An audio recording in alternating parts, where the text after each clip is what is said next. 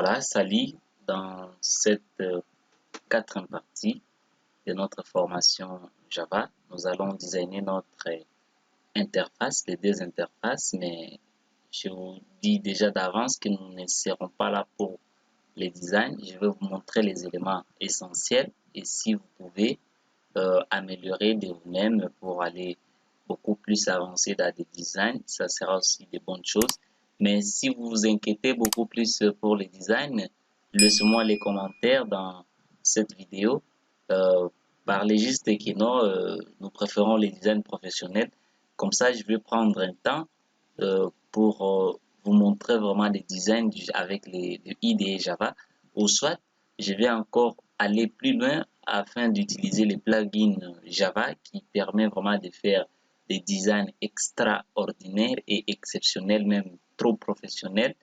Laissez-moi juste les commentaires, je saurai si le design du Java ça vous intéresse beaucoup plus et je vais prendre le temps pour réaliser vraiment une vidéo, une formation même sur le design avec Java. Voilà, mon nom c'est Dieu Merci Kambale pour les nouveaux. Cliquez sur s'abonner et laissez-nous le pouce bleu. N'hésitez pas à nous laisser les commentaires si vous êtes nouveau pour nous souhaiter quelque chose du bonheur ou soit nous parler. Ça sera, ce sera en fait une très bonne chose de notre part. Et on part. On s'est limité à la vidéo précédente à ce niveau et on comptait designer un peu l'interface menu. L'interface menu, j'ai bien dit, je ne serai pas là beaucoup plus sur les designs. Laissez-nous les commentaires si ça vous dérange, afin que nous puissions se concentrer à la formation prochaine. Vous voyez, si on ouvre notre formulaire menu en mode création, si on double-clique sur le formulaire menu, parce que j'ai double-cliqué juste sur le formulaire et j'étais à ce niveau, je vois déjà à ma droite, il y a toute une liste de propriétés, toute une liste de palettes, des objets et consorts. Maintenant, sur les niveaux de palettes ici, on peut prendre des palettes. On fait juste cliquer déposer. Vous voyez, si je dépose, il y aura des éléments qui seront classés. Des éléments qui seront classés par, je m'excuse, je peux supprimer. Mais qu'est-ce que moi, je dois faire normalement? Je vais réaliser un menu simple. Je dois prendre, à ce niveau, je descends. Vous voyez, ici, il y a menu bar. Je prends le menu bar, je dépose à ce niveau. Directement, ça va se classer en haut, automatiquement de lui-même. Et ici, vous pouvez maintenant mettre le menu. Je prends par exemple ce menu. C'est en bas de menu bar. Je viens, je dépose dans File, ici. Tu vas voir que avant File, ça sera le menu. Parce que j'ai pris le menu, j'ai déposé. Si on dépose le menu bar, par défaut, ça vient avec File et Edit. Soit vous pouvez tout simplement éditer ça, il n'y a pas un problème. Moi, je dois éditer. Pour éditer ça, je fais clic droit, puis à ce niveau, la première option dit Edit Text. Je prends cette option, puis j'appelle ça Books, comme ça. Et vu que le menu doit contenir dans lui autre menu, c'est très simple. Vous prenez juste le menu ici, vous mettez sur ces menus. Attention, si je mets sur ces menus, il n'y a rien de grave qui se passe. Mais si je clique sur ces menus-là, le menu ne se voit pas. Soit, vous pouvez regarder ici, il y a des menus items, il y a des menu bar, il y a menu tout court. Le menu bar, c'est pour vous donner la possibilité de classer le menu bar ici en haut.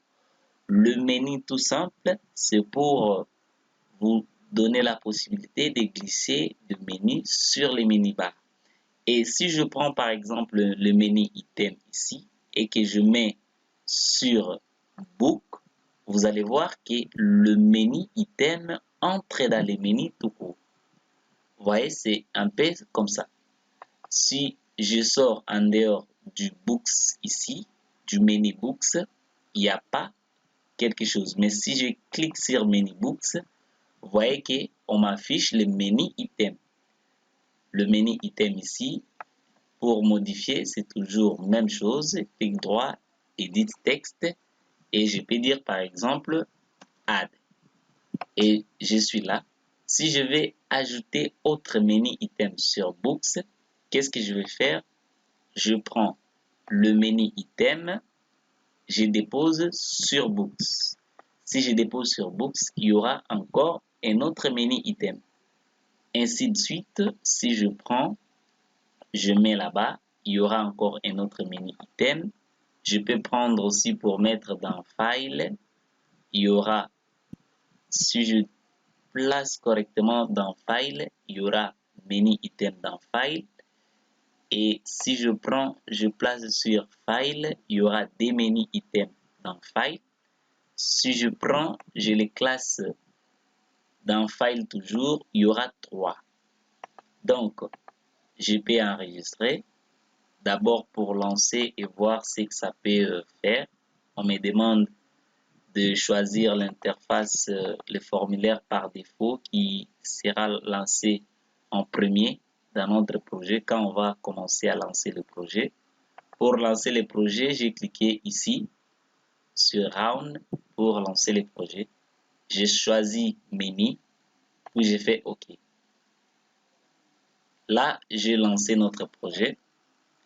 Je vais voir comment est-ce que le menu se présente.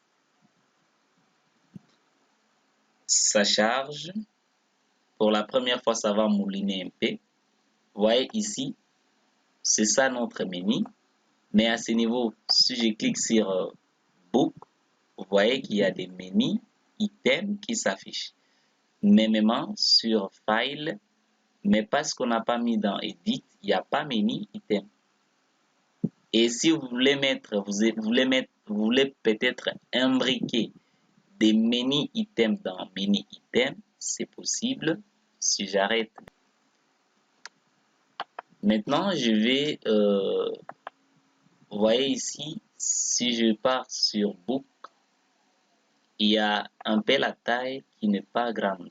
Si je vais mettre maintenant la taille à grand, ou soit changer la taille de cet écrit, voire même la police, je vais faire clic droit sur Book, je fais clic droit, en bas, il y a propriété.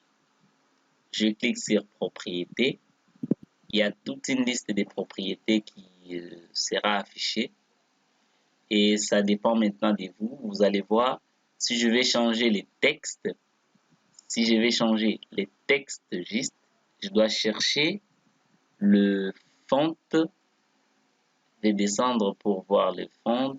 Je descends, je descends, je descends. Je cherche le font qui est juste ici. Vous voyez ici la propriété font. Je clique sur les 3 points à gauche, à droite ici. On va me donner la possibilité de choisir la police, la taille et le plan si c'est un grand ou comment, le style en fait. Je peux dire en grand, je mets à 24, je valide. Je vais voir ici que c'est grand, ce qui n'est pas bon. Je vais descendre même à 14, je valide. 14 quand même ça va et je peux me limiter là, je valide. Pour les autres ici, file, vous pouvez faire la même chose.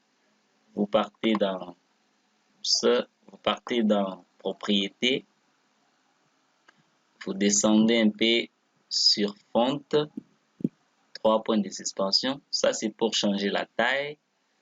Vous prenez à grand, vous mettez 14, vous dites OK. Et il en est de même, je peux faire close, il en est de même pour edit. Mais si vous voyez que faire clic droit aller sur propriété, c'est un long chemin pour vous. Vous pouvez tout simplement sélectionner l'objet et une fois sélectionné, en droite ici, il y a la partie propriété. Je ne sais pas si vous voyez à ce niveau. Si vous cliquez là-bas, si vous voulez afficher d'ailleurs, vous cliquez à ce niveau ici et ça sera affiché, mais en bas, à ce niveau, une liste de propriétés. Si vous ne voulez pas comme ça, vous pouvez réduire et venir ici, afficher et l'utiliser. Si vous voyez que clic droit, propriété, c'est loin, vous pouvez utiliser les raccourcis de propriété qui est en droite ici. Pour la couleur, c'est presque ça, mais dans l'application que j'ai présentée, vous allez voir que j'ai mis l'icône sur l'objet. Si je clique à ce niveau, j'ai mis aussi l'icône au niveau des Add. Qu'est-ce que nous allons faire? Je fais clic droit, propriété, et avant le font ici, au niveau de background et consort, on me dira il y a icône. Si je clique sur ces 3 points de suspension, on me dit je peux choisir l'icône à ce niveau. Mais si c'est une icône qui est externe, donc en dehors de notre projet, qu'est-ce que nous allons faire? Nous cliquons sur externe image, puis je fais import to project. Donc je vais prendre cette icône là et importer ça dans notre projet. Moi j'ai préparé mes 3 ou 4 icônes comme ça qui sont ici dans les dossiers icônes au bureau. À ce niveau, je peux prendre ça comme icône, je fais next et puis finish. On va prendre cette icône et me ramener dans le projet. Si je fais OK, je fais close, j'enregistre. Si je pars au niveau de notre projet, vous allez voir, il y a add 2.ico. Donc, l'icône est là. Pour changer l'icône, toujours de même, on sélectionne, on part sur propriété, on choisit l'icône 3 points de suspension à ce niveau. J'ai dit c'est externe, je pars chercher l'icône, je peux prendre ça, je valide, j'ai fini, je valide et j'ai fini. Vous voyez que non, l'icône est affichée. Books, c'est ça l'icône. Et aussi directement, on a importé ça dans notre projet. C'est pas si vous voyez que ça devient maintenant 2 add. Ça même, je peux supprimer ou laisser. Rien n'est difficile. En fait, c'est comme ça. Si vous voulez ajouter des icônes, ça sera toujours comme ça. Si même vous voulez ajouter l'icône à ce niveau, vous faites juste des clics droit, propriété, icône. Si c'est dans le projet, vous n'avez qu'à sélectionner à ce niveau. Vous voyez ici déjà ça, l'icône précédente, c'est dans notre projet. On peut tout simplement sélectionner à ce niveau ou soit sélectionner le dossier qui contient votre icône à ce niveau et le prendre. Il est conseillé, quand vous développez en Java, prendre vos icônes que vous l'avez mis dans un dossier quelconque et copier ce dossier-là, mettre dans votre package et au niveau de votre package, vous pouvez tout simplement sélectionner des icônes et ça sera bon. Au lieu de faire comme moi je fais, je le prends depuis l'extérieur et je l'importe dans les projets et consorts. Bon, tout donne les résultats escomptés, mais du moins, ça dépend d'un programmeur à un autre. Je fais externe, je peux prendre une icône, je peux choisir cette icône ici. Je fais next et finish. Vous voyez, cette icône sera classée à gauche des add et je peux faire close. Si je lance maintenant notre menu, vous allez voir, il y aura les icônes à côté. Vous voyez, il y a l'icône. Si vous cliquez là, on vous montre encore notre menu item ici et ainsi de suite. Bon, l'objectif, ce n'était pas vraiment de designer, sinon on risquerait de perdre et passer notre temps toujours au design, ce que moi je ne vous recommande pas. Je passe directement à au placement des objets sur notre deuxième fenêtre.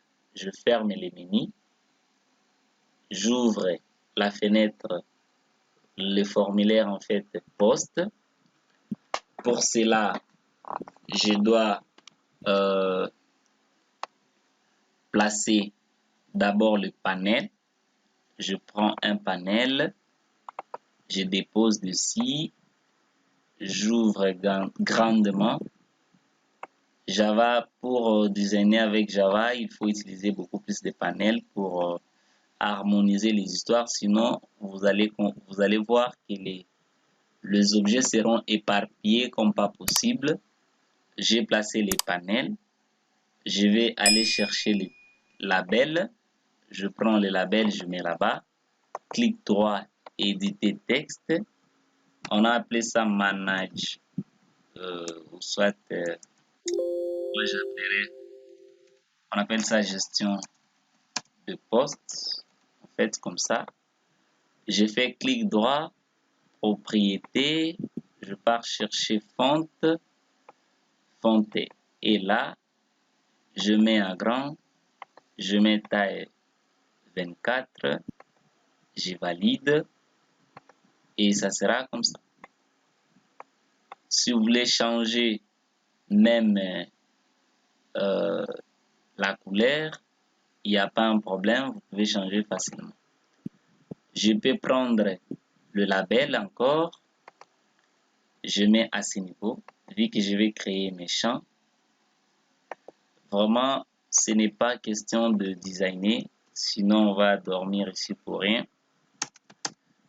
Je design ça très vite, sans parler, pour que nous soyons rapides.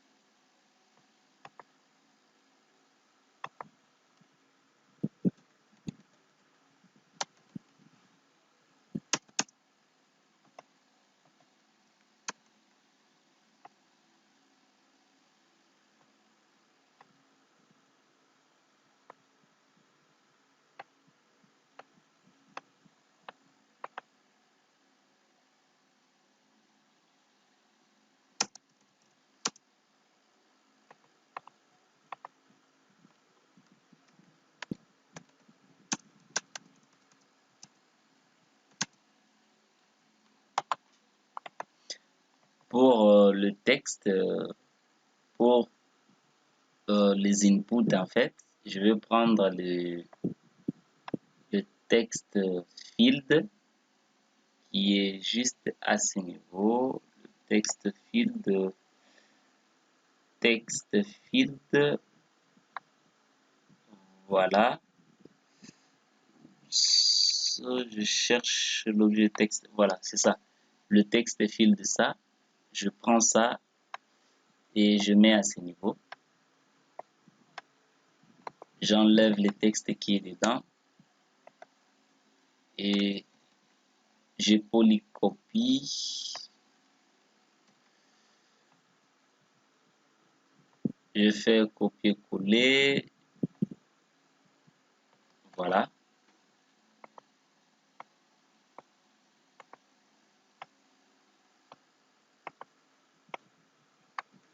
Pour mettre maintenant les tableaux qui affichaient les informations, vous pouvez prendre les G-Table. À ce niveau, appelé table. Vous prenez, vous déposez à ce niveau. On va réduire pour chercher un peu un design compréhensif.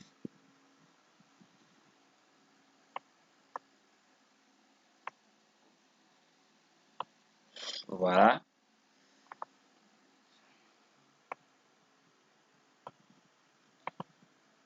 Et je peux mettre maintenant mes boutons. Il y avait 4 boutons. Je prends 10 boutons ici.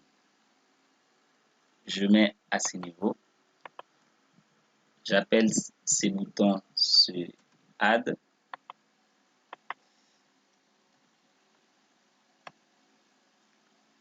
Ça, c'était Update.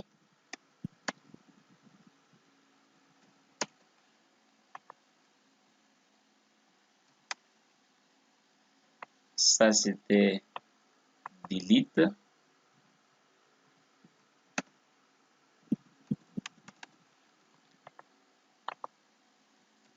Et ça, c'était Cancel. Donc, annuler.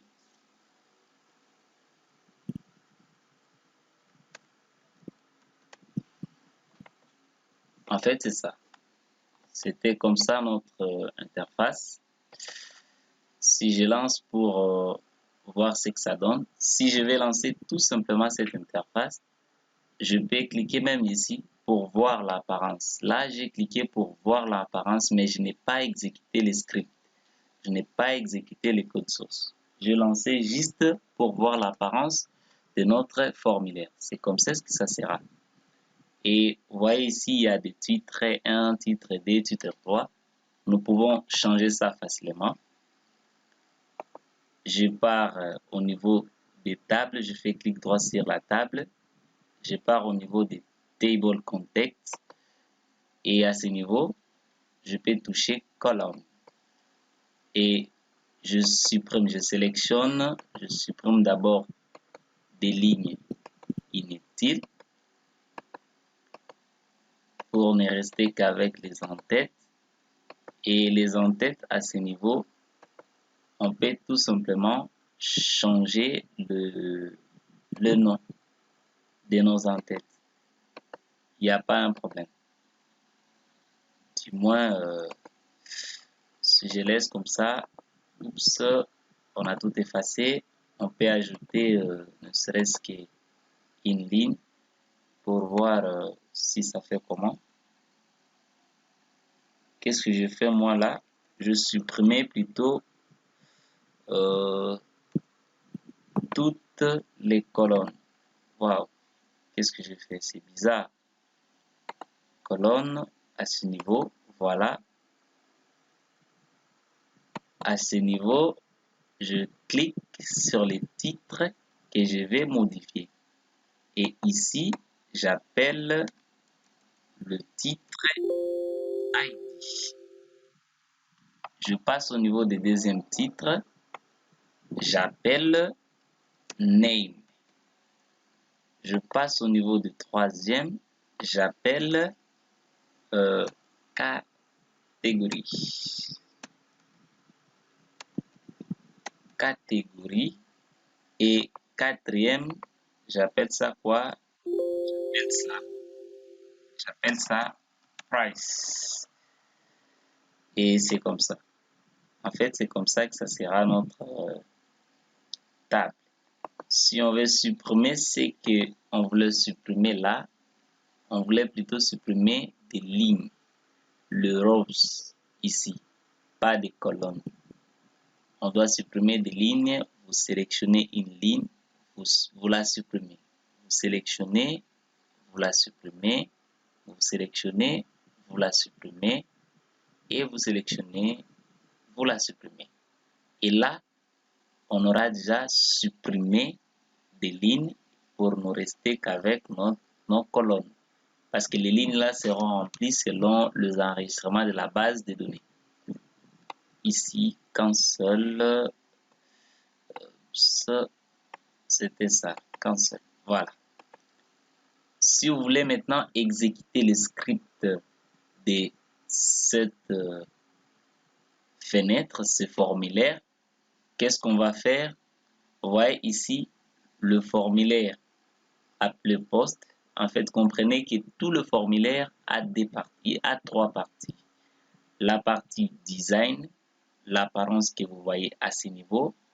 La partie source, si on clique, c'est le code source qui seront en fait le code période, qui seront derrière l'interface que vous voyez à ce niveau.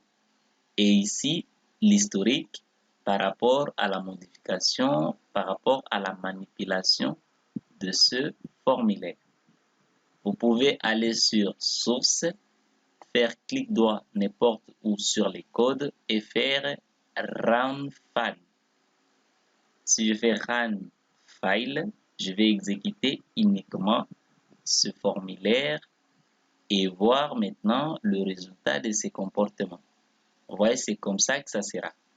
Ce n'est pas vraiment pas mal. L'essentiel est de voir comment est-ce qu'on peut enregistrer, comment est-ce qu'on peut modifier, comment est-ce qu'on peut supprimer et comment est-ce qu'on peut annuler.